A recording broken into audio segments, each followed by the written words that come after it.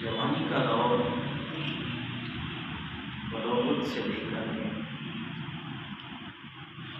40 سال تک، اور یہ زندگی کا انتہائی اہم دور ہے۔ یوں کہہ لیں کہ اللہ رب العزت نے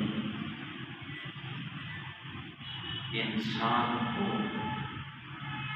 بے حد و حساب نعمتیں عطا فرمائی ہیں، جیسا کہ اس نے قرآن پاک میں فرمایا، وَإِن تَعُدُّوا نِعْمَتَ اللَّهِ لَا تُحْصُوهَا۔ اللہ عطا کرتا نعمتوں کا تم شمار نہیں کر سکتے، اور حقیقت بھی ایسی ہے کہ مالک قدوس نے انسان کو بے پناہ احسانات اور انعامات سے نوازا ہے۔ انسان میں قوت بھی ہوتی ہے، جوش جذبہ بھی ہوتا ہے، ہمت بھی ہوتی ہے، تھکاوٹ نہیں ہوتی۔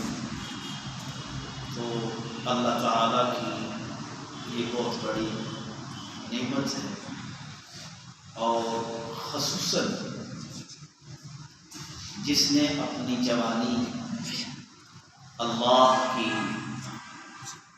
رضا کی خاطر گزاری ہوتی ہے۔ ایک تو یہ ہے کہ اللہ تعالیٰ ایسے بندے کو فرشتوں کی محفل میں فخر کرتے ہیں، دوسرا اللہ تعالیٰ کا وہ سب سے پسندیدہ بندہ ہوتا ہے، تیسرا اللہ رب العزت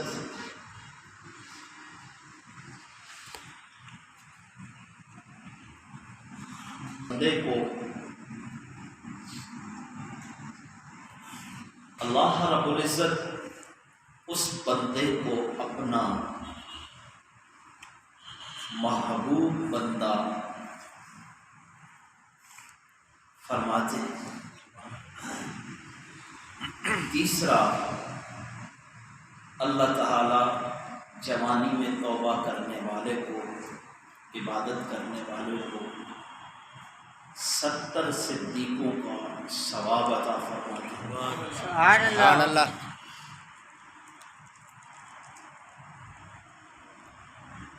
اور احادیث پاک ہے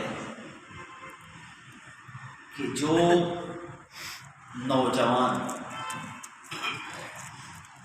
اللہ کی تقدیر پہ ایمان رکھتا ہے، اس کے لکھے ہوئے پر راضی رہتا ہے، اس کے عطا کردہ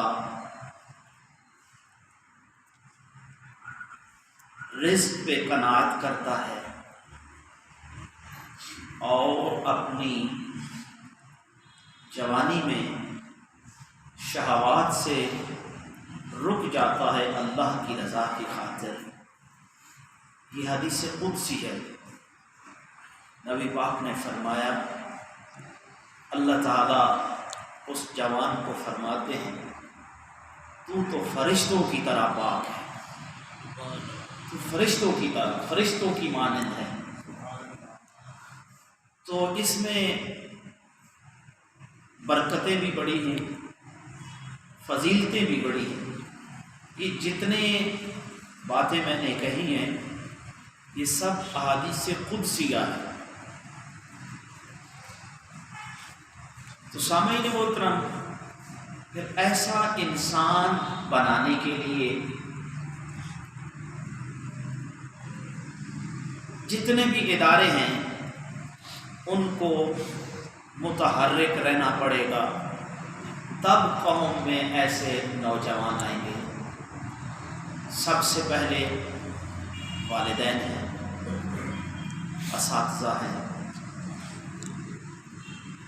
شعبہ نشر و اشاعت ہے، مساجد کے خطیب حضرات ہیں۔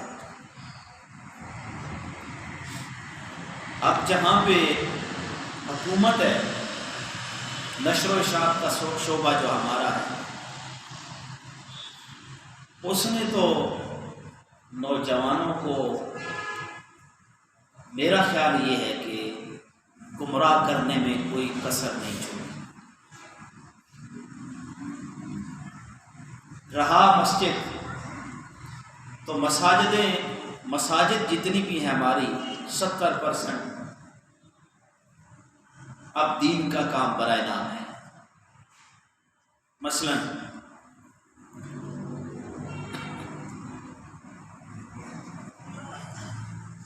5% ہماری آبادی نماز پڑھنے آتی ہے۔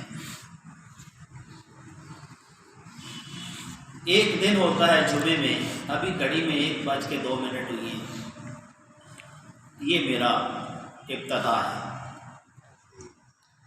25 منٹ پہ 30 منٹ پہ میں نے بیان ختم کر دینا ہے، تو پورے ہفتے میں 20 منٹ اب نمازیوں میں جو حضرات بیٹھے ہوئے ہیں تقریباً یہ بھی 2% سے زیادہ نہیں ہے یا 4% سے زیادہ، ایسے ہی۔ تو آپ حساب لگا لیں، پھر تربیت کہاں سے آئی؟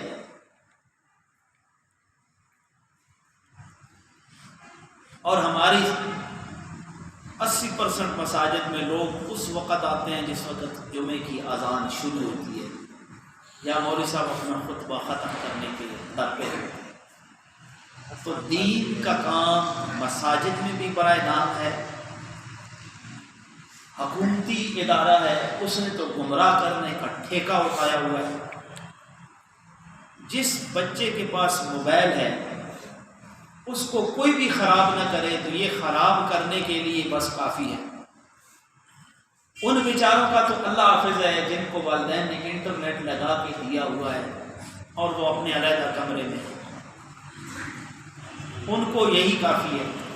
اوپر ظلم یہ ہے کہ ہم اپنی اولاد کو جبرائیل امین سمجھتے ہیں، بیٹیوں کو رابعہ بصریہ سمجھتے ہیں، بیٹوں کو حسن بصری سمجھتے ہیں، خواجہ حسن نظامی سمجھتے ہیں، دوسروں کے برے لگتے ہیں، اور ہم بڑے ببانگے دول یہ بات کہتے ہیں ہمارا خون ہے، ہماری اولاد ہے۔ اس حسن ظن نے کہ پردے میں پتہ نہیں کیا کیا مکر و فریب ہے، یہ خدا ہی جانتا ہے۔ یہ سب اپنی جوانی پہ لگا دوا سکتے ہیں۔ حالانکہ آپ کی اور میری جوانی اس وقت کی تھی جس وقت ایک سفید داڑھی والے بابے کا اتنا حیا کیا جاتا تھا، شادی کے مجمع میں بابا چلا جاتا تھا تو وہ نگاہیں جوان نیچے کر لیتے تھے۔ اب تو گھر میں بھی کوئی نہیں پوچھتا، یہ اس وقت کی بات ہے۔ تو اب اس وقت یہ موبائل اس طرح نہیں تھا، کوئی 2-4 لڑکے جوان اگر کوئی فلم دیکھتا بھی تھا تو رات کو دیر سے وہ جو ڈبہ سا ہوتا تھا لے کے آتے تھے، صبح اذان سے پہلے نکالتے تھے۔ یہ ہمارے دور کی بات ہے۔ اب کیا ہے، تو اب گھر ایک رہ گیا اور ماں باپ رہ گئے، تو ماں باپ کو دین کا الگ بے کا نہیں پتہ۔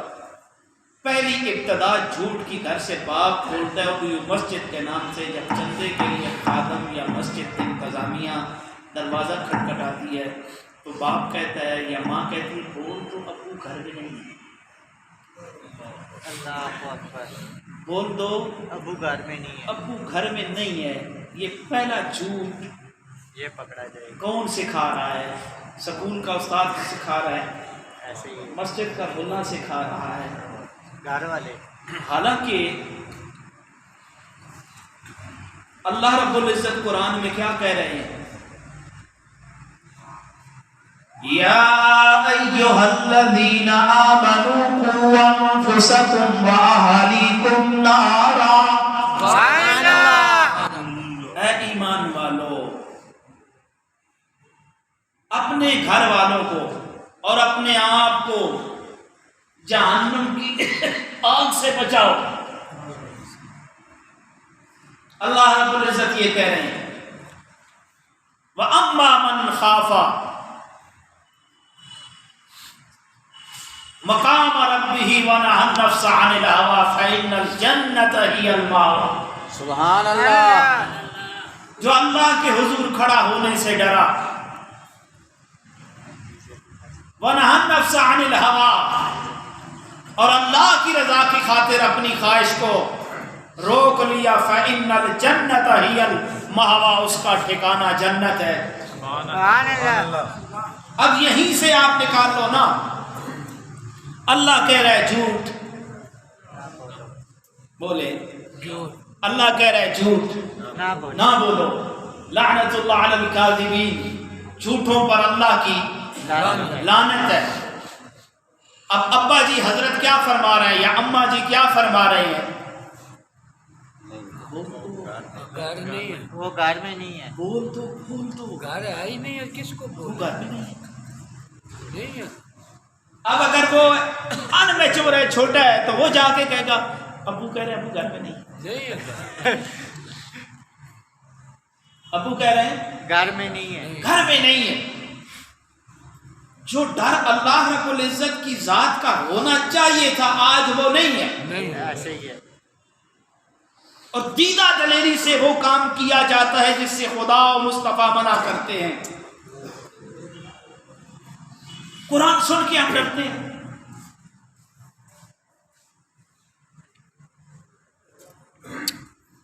اثر ہی نہیں ہوتا.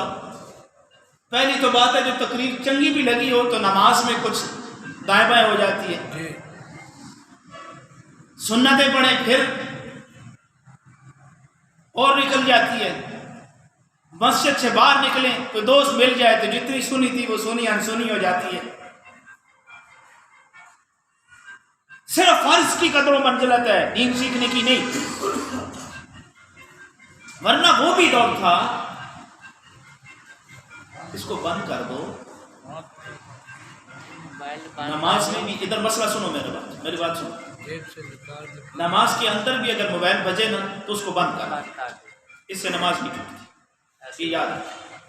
پتہ تو ہوتا ہے کون سی جیب میں ہے. جیب میں ہاتھ ڈالو, ادھر دیکھو یہ چھوڑو اس کو, جیب میں ہاتھ ڈالو, نماز میں موبائل بند کر.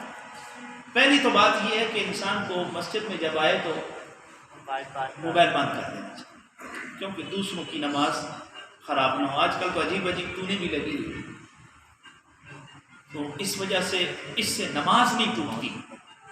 موبائل سے کیا دیکھتے ہو بھائی, مجھے دیکھو. آپ وہ نہیں جو بند کرتا تو آپ کیا کر سکتے ہو؟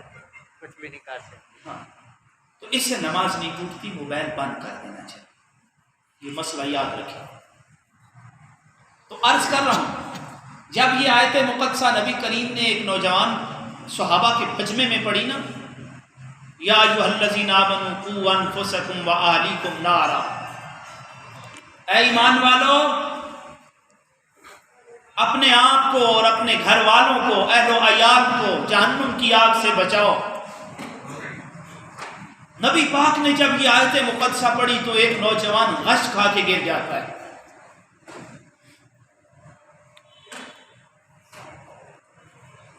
جب گرتا ہے تو اس کے سینے سے دل کے دھڑکنے کی آواز تیز ہوتی ہے. صحابہ پریشان ہوتے ہیں, یا رسول اللہ اس کو کیا ہو گیا؟ میرے نبی نے دست شفقت اس کے سینے کے اوپر رکھا. دل تیز دھڑک رہا ہے. دھڑکتے دل پہ جب نبی کا ہاتھ لگا تو میرے نبی نے فرمایا پڑھ لا الہ الا اللہ. سبحان اللہ. نوجوان لا الہ الا اللہ پڑھتا ہے تو نبی پاک نے فرمایا کہ اس کو جنت کی بشارت ہے, یہ جنتی ہے. سبحان اللہ. صحابہ نے پوچھا یا رسول اللہ یہ سب کے لیے ہے؟ تو نبی پاک نے فرمایا تمہیں پتہ نہیں ہے, اللہ فرماتا ہے جو اللہ کے حضور کھڑا ہونے سے ڈرتا ہے, وَلِمَنْ خَافَ مَقَامَ رَبِّهِ جَنَّتَانِ, ہر اس کے لیے جو اللہ کے حضور کھڑا ہونے سے ڈرتا ہے اللہ اس کے نام 2 جنتیں کر دیتا ہے. سبحان اللہ. تو اس کے لیے کیوں نہیں ہے؟ اب کسی دور میں ہمارے ایسے نوجوان بھی تھے، اور جس دور میں ایسے نوجوان ہوتے تھے اس دور میں پھر مسلمانوں کی قدر و منزلت بھی تھی، عزت بھی تھی، خوف بھی تھا، دبدبا بھی تھا، مسلمان نوجوانوں کی نگاہوں میں حیا بھی تھا، دلوں میں غیرت بھی تھی، چھوٹے بڑے کی قدر و منزلت تھی۔ جب ہر کوئی بگڑ گیا تو پھر زمانے نے یہ ہمیں حالات دکھا دیے ہیں۔ اب یہ میری بات تو نہیں ہے، نبی پاک کا فرمان ہے۔ اللہ کہتا ہے تو فرشتوں کی مانند ہے۔ کون؟ جو اللہ کے دیے ہوئے رزق پہ راضی ہو جاتا ہے، حرام کی طرف نہیں جاتا، تو نمری نہیں کرتا، اللہ کے عطا کرتا رزق پہ قناعت کرتا ہے، اللہ کی لکھی تقدیر پہ راضی ہو جاتا ہے۔ جوانی ہے، کڑیل جوان ہے، اور وہ بندہ اللہ کی رضا کی خاطر شہوات کو ترک کر دیتا ہے، اللہ فرشتوں کی محفل میں کہتا ہے تم اچھے یا یہ اچھا۔ دیکھو اللہ ایسے کو محبوب بناتا ہے۔ وہ کون ہے جس کو اللہ رب العزت محبوب بناتے ہیں؟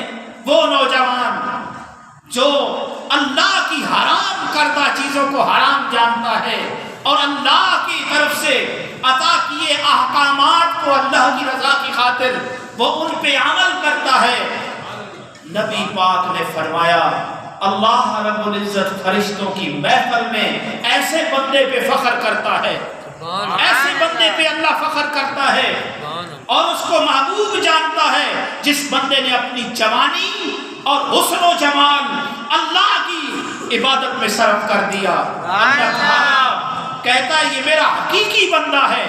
اب دیکھو ہر کوئی کہتا ہے میں رب کا بندہ ہوں، مولوی ہے تو کہتا ہے میں رب کا بندہ ہوں، قاضی ہے تو کہتا ہے میں رب کا بندہ ہوں، حاجی ہے تو کہتا ہے میں رب کا بندہ ہوں، ذمہ دار ہے تو اللہ کا کہتا ہے میں اللہ کا بندہ ہوں۔ وہ کتنا خوش نصیب ہے، اس کی معراج نہیں ہے جس کو رب کہتا ہے یہ میرا بندہ ہے، اللہ کہتا ہے یہ میرا بندہ ہے۔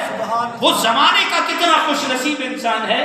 یہ تو دنیا چند دن میں گزر جائے گی، آنکھ چپکنے کی دیر میں یہ دنیا گزر جاتی ہے، پتہ نہیں چلا کل 20 کا تھا 40 کا ہو گیا، جب 40 کا ہوا تو آہستہ آہستہ گوٹے گٹے جواب دینا شروع کر دیتے ہیں۔ تو جوانی کی اپنی بات ہے۔ مسئلہ یہ ہے کہ اب ہدایت کے تربیت کے جو ادارے تھے وہ میں نے گن دیے، گھر تو گھروں میں نظام تربیت ہے ہی نہیں۔ سکول میں جاؤ تو سکول میں رٹا سسٹم ہے، بس ڈگریاں لینی ہیں اور رٹے لگانے ہیں، پاس کرنا ہے، خواری پھر بعد میں ڈگریاں لے کے کرنی ہے۔ مساجد میں جمعے کے پورے 7 دنوں میں 20 منٹ کا بیان ہوتا ہے، ابھی دیکھ لو کتنے بندے ہیں، نماز میں سارے ہاتھ فل ہو جائیں گے۔ تو ہدایت کہاں سے آئے گی بھائی؟ ہدایت کا سب سے بہترین ذریعہ ہے قرآن۔ قسم اٹھاؤ سارے کے ساتھ پہ رکھو کتنے لوگوں نے صبح قرآن کی تلاوت کی ہے؟ نیچے نہیں دیکھو، اوپر دیکھو۔ تو ہم خود اپنے دشمن ہیں۔ اپنا جب انسان دشمن بن جائے نا، اب دیکھو ایک مردہ پڑا ہے، مردے کو ٹیکے لگاؤ، مردے کو بوتلیں لگاؤ، مردے کو گولیاں کھلاؤ، مردے پہ کروڑوں خرچ کر دو، نہیں اٹھے، وہ نہیں اٹھے گا، اٹھے گا؟ نہیں اٹھے گا، بولو نا، نہیں اٹھے گا۔ مردے پہ محنت کرنے کا کوئی فائدہ ہے؟ نہیں۔ اگر اس کے اندر جان ہے، درد ہے اس کو شدید، اس پہ ٹیکا بھی اثر کرے گا، اس پہ گولی بھی اثر کرے گی، اس سے ڈرپ لگاؤ گے وہ بھی فائدہ کرے گا۔ جب انسان کا دل ہی مردہ ہو گیا ہے، انسان کا دل ہی مردہ ہو گیا ہے، ایمان چلا گیا ہے، اب اس پہ قرآن حدیث کہاں پہ اثر کرے گا؟ یہ یاد رکھنا، اللہ وہی ہے جو صحابہ کی جماعت کا تھا، جو آپ سے پہلے قوموں کا تھا، اللہ آج بھی وہی ہے۔ فرق یہ ہے کہ وہ درد کہاں سے لایا جائے۔ اب دیکھو نا بنی اسرائیل کا ایک واقعہ ہے، ایک نوجوان، ہر کوئی اس سے تنگ، ہر فراڈ اس کے اندر، ایک موقع اور لمحہ وہ ہاتھ سے جانے نہیں دیتا تھا، ہر ایک کو نقصان پہنچاتا تھا۔ آبادی نے، گاؤں والوں نے پکا تہیہ کیا، اس کو نکال دو، اس کو نکال دیا۔ دھمکیاں بھی دے دی، اب نظر آیا تو تیری جان ہم لے لیں گے۔ وہ جنگل میں چلا گیا، چند دن اس نے گزارنے کے بعد جب مالو دولت ختم ہو گیا، جو کچھ پاس تھا ختم ہو گیا، کھانے کے لیے کچھ نہیں، پینے کے لیے کچھ نہیں۔ اب جب نوجوان کو یقین ہو گیا کہ اب میرے پاس سوائے موت کے اور کوئی راستہ نہیں ہے، ندامت کے ساتھ اس کی نگاہ اوپر اٹھتی ہے، کہا اللہ سب سہارے چھوڑ گئے ہیں، جب مجھے تیری یاد نہیں تھی تب تو مجھے کھلاتا رہا ہے، پلاتا رہا ہے، اب تو میرے سارے سہارے جواب دے گئے، کریمہ اب میں تیری طرف نگاہ اٹھا رہا ہوں، اور میں نے تیرے بندوں سے سنا ہے کہ تو مایوس نہیں کرتا، میں نے تیرے بندوں سے سنا ہے تیری رحمت ہر چیز کو گھیرے لیے ہوئی ہے، میرے اللہ نے اے کریمہ میں ختم ہونے کو ہوں، میں تیری بارگاہ میں التجا کرتا ہوں، کسی نے دنیا بنا لی ہے، کسی نے آخرت بنا لی ہے، کسی نے تجھ سے دنیا مانگ لی ہے، کسی نے آخرت مانگ لی ہے، کریمہ میں کچھ نہیں مانگ سکا، میں جانتا ہوں اب میری زندگی میرے ساتھ وفا نہیں کرے گی، کریمہ میں تجھ سے تیرا فضل مانگتا ہوں۔ اتنی بات کا کرنا تھا، سانس نکل گیا، جب سانس نکلتا ہے وہ مر جاتا ہے، اللہ تعالیٰ موسیٰ علیہ السلام کو حکم کرتے ہیں، موسیٰ فلاں جنگل میں چلا جا، درخت کے قریب ایک میرا محبوب بندہ پڑا ہوا ہے، موسیٰ اس کا جنازہ پڑھا، جو اس کے جنازے میں شامل ہوگا موسیٰ میں اس کو بھی معاف کر دوں گا۔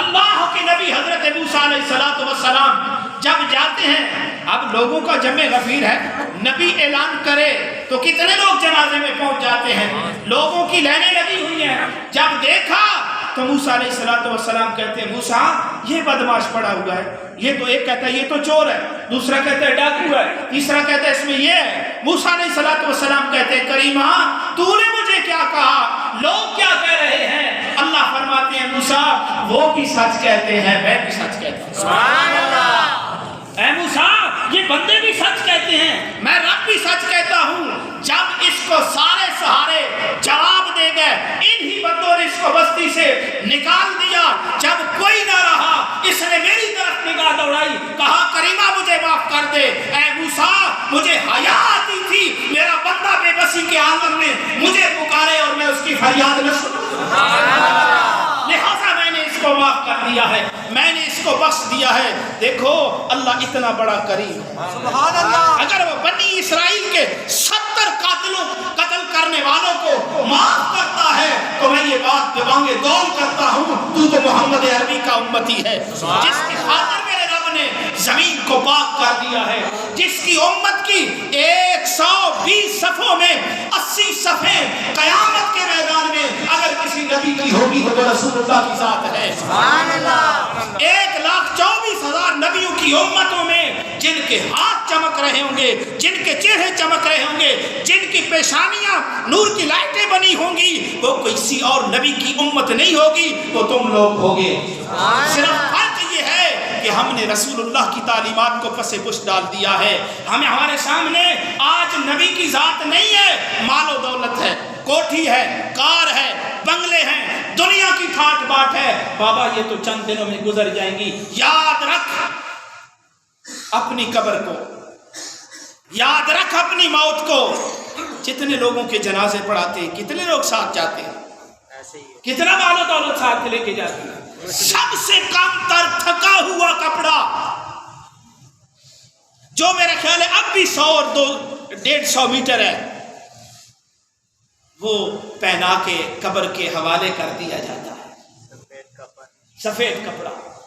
کسی کو کسی نے احمد یا گلے احمد کا وہ لٹھے کا کپڑا بھی کبھی کفن میں دیا، کبھی ٹھاٹ باٹ والی کاٹن کسی نے پہنائی، کبھی ماں جان لٹانے والی گھر میں نہ آئے قیامت برپا ہو جاتی ہے، کسی کی ماں ساتھ گئی ہے؟ نہیں، بتاؤ نہیں گئی تو قبر میں کس نے آنا ہے؟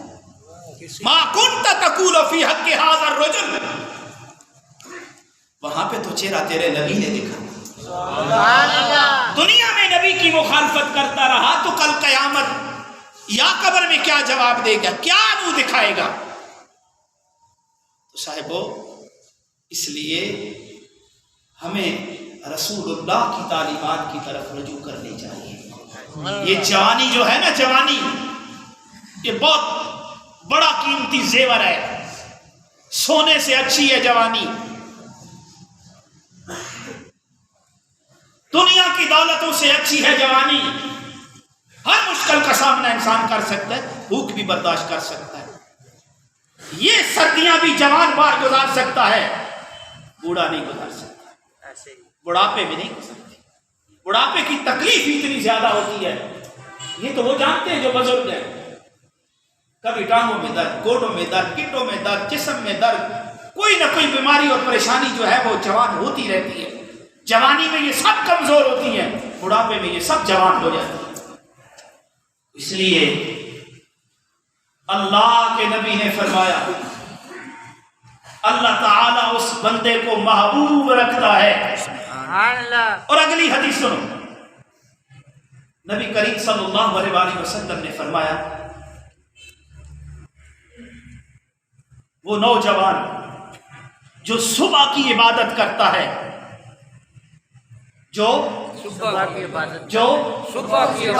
کی عبادت کرتا ہے، بڑھاپے میں عبادت کرنے والوں پہ اس کو ایسے فضیلت حاصل ہے جس طرح مرسلین کی جماعت کو لوگوں کے اوپر فضیلت حاصل ہے.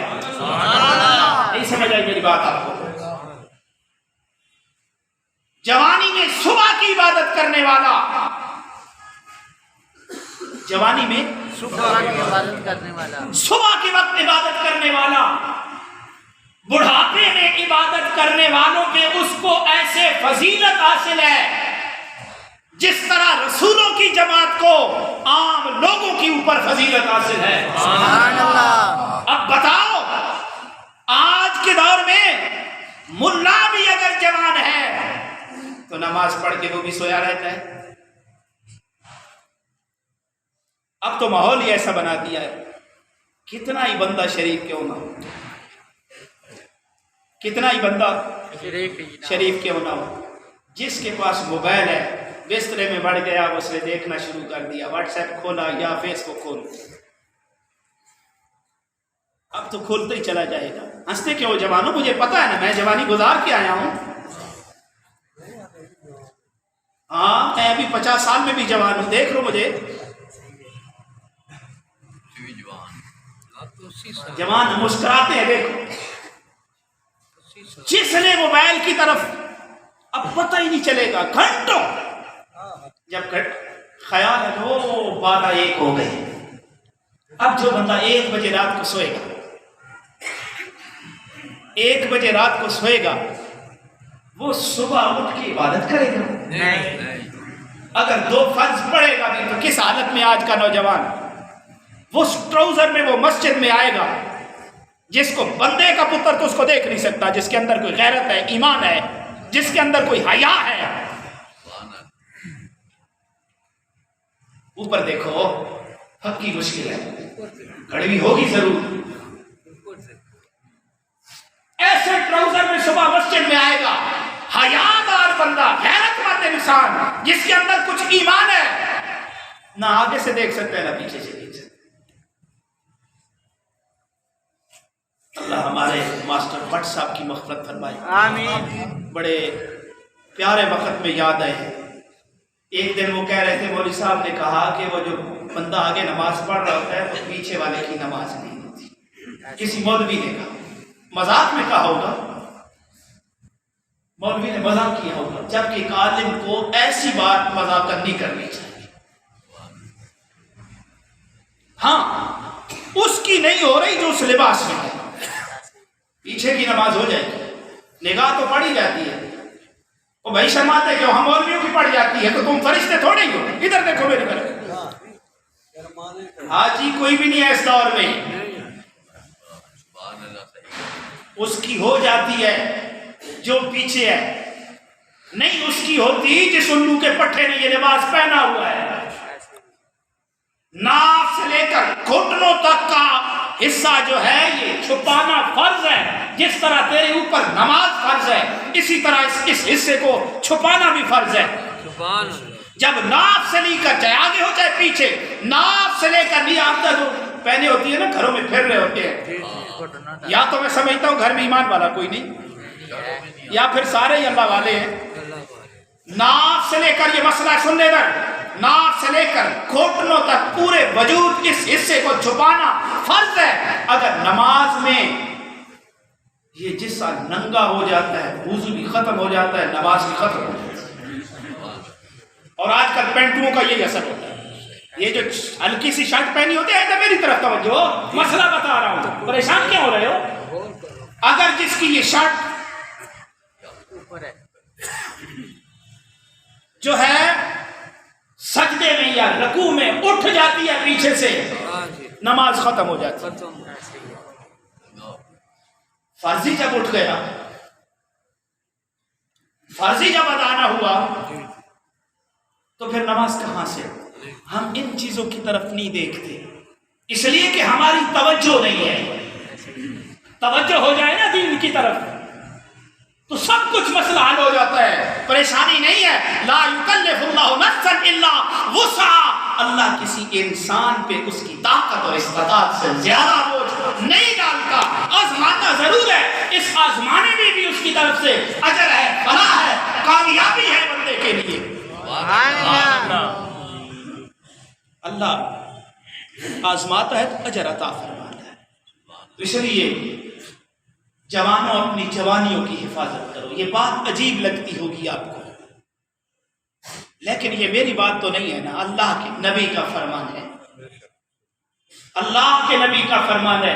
اللہ کا محبوب بندہ وہ ہے جو جوانی میں توبہ کرتا ہے، اللہ اس کو سب سے زیادہ پسند کرتا ہے. یہ دوسری حدیث ہے، جو جوانی میں اللہ کی عبادت کرتا ہے اللہ فرشتوں کی بھری محفل میں اس پہ فخر کرتا ہے. جو حرام سے بچتا ہے، اللہ کے عطا کردہ احکامات پہ اللہ کی رضا کی خاطر عمل کرتا ہے. تو اس انسان کی تو بات ہی نہ کرو نا، جس کو نبی پاک نے فرمایا ہے کہ جو جوان صبح جوانی میں اللہ کی عبادت کرتا ہے، اور پھر نبی پاک کا ہی فرمان ہے کہ اس کو فضیلت ایسے ہے جیسے مرسلین کو لوگوں کے اوپر، نبیوں کو لوگوں کے اوپر، رسولوں کو لوگوں کے اوپر فضیلت ہے، اللہ کے اس نوجوان محبوب بندے کی فضیلت بھی ایسے ہے. اس لیے آج کیسا وقت آ گیا، نہ سینہ پاک ہے نہ موبائل پاک ہے. سینے میں بھی غلاظت رکھی ہوئی ہے، موبائل کا تو پھر اللہ ہی حافظ ہے، میں اب آگے کچھ نہیں کہتا. ایسا ہی ہے نا. اور بڈھے بندے کے پاس موبائل آ جائے وہ بھی پھر مسجد کو نہیں دیکھتا، محلے کو نہیں دیکھتا، اس کو بھی دائیں بائیں نظر نہیں آتا. میرا بھائی تجربہ ہے، میں تجربے سے بات کر رہا ہوں. تو اس لیے خدا کا خوف کرو. آج ہر جوان ڈگریاں اٹھا کے ہاتھ میں پھر رہے ہیں، کیا جی نوکری نہیں ملتی، کاروبار نہیں چلتا. کیا ہم نے کبھی رسول اللہ کی سنت کا بھی خیال کیا ہے کہ اللہ ہم پہ نظر کرم کرے؟ نسخے تو دیے ہیں رسول اللہ نے، پر ان پہ عمل کون کرے؟ اب ایک نوجوان آ کے شکایت کرتا ہے، یا رسول اللہ میرے رزق میں برکت نہیں. نبی کریم صلی اللہ علیہ وسلم نے فرمایا، سن تیرے کاروبار میں برکت آئے گی، جب تو گھر میں داخل ہو سلام کر، چاہے کوئی گھر میں ہے یا نہیں ہے، تو گھر میں سلام کر. سلام کرنے کے بعد تو میری ذات پہ درود پڑھ، مجھ پہ درود پڑھنے کے بعد تو سورہ اخلاص کو پڑھ لے، پھر دیکھ تیرا رب تیرے ساتھ کرتا کیا ہے. وہی نوجوان کچھ وقت کے بعد آیا، یا رسول اللہ جب میں گھر میں جاتا تھا کوئی ہے یا نہیں ہے، میں کہتا السلام علیکم ورحمۃ اللہ وبرکاتہ. پھر میں آپ کی ذات پہ درود پڑھتا، پھر میں سورہ اخلاص کی تلاوت کرتا، پھر اپنے معاملات میں لگ جاتا. تو کچھ وقت کے بعد وہ خود بھی غنی ہو گیا اور اپنے آس پاس والوں کو دینا بھی شروع کر دیا. آج کا انسان رزق کے پیچھے ٹھوکریں کھاتا ہے. اتنی ٹھوکریں اگر رازق کے پیچھے کھائیں سبحان اللہ اتنی محنتیں جتنی رزق کے لیے کرتے ہیں اتنی اس کو راضی کرنے میں لگا دو. خدا کی قسم رزق کے خزانوں کا مالک تو میرا اللہ ہی ہے. اللہ ہی ہے. جب اللہ سے لو لگا لو گے پھر یہ دنیا بھی تمہاری ہے, وہ دنیا بھی تمہاری ہے, یہ جان بھی تمہارا ہے, وہ جہان بھی تمہارا ہے. افسوس آج کہتے ہیں یہ حالات خراب ہے. بھائی ہم خود خراب ہیں, ہم خود خراب ہیں. گھر میں ابو کوئی نہیں ہے, یہ انڈیا کا کافر آ کے نہیں بتاتا, یہودی آ کے نہیں بتاتا, عیسائی آ کے نہیں بتاتا, یہ گھٹیا ڈوز ماں اور باپ دے رہے ہیں. بتاؤ مسجد گھر میں کوئی نہیں ہے. تمہاری مرچوں میں اینٹیں اور تمہاری ہلدی میں اینٹیں کوئی انڈیا کا کافر آ کے نہیں ڈالتا, کوئی بنی اسرائیل کا یہودی آ کے نہیں ڈالتا. بازاروں میں 2 نمبر چیزیں تو کوئی عیسائی اور یہودی آ کے نہیں ڈالتا, ہم خود ہی کچھ کرتے ہیں. یہ سارے کٹے ہم خود ہی کھولتے ہیں. پھر دوسروں کو کیوں برا کہتے ہیں؟ خود اپنی اصلاح کرو, اپنی اصلاح کرو, اپنی اصلاح کرو. اللہ سے ڈرو. خدا کی قسم اللہ سے ڈرنے والے جو لوگ ہیں وہ تو اس جہان میں بھی کامیاب ہے, اگلے جہان میں بھی کامیاب. یہ بھی ان کا ہے, وہ بھی ان کا ہے. بس اللہ تعالیٰ سے دعا ہے اللہ تعالیٰ ہم پہ رحم فرمائے.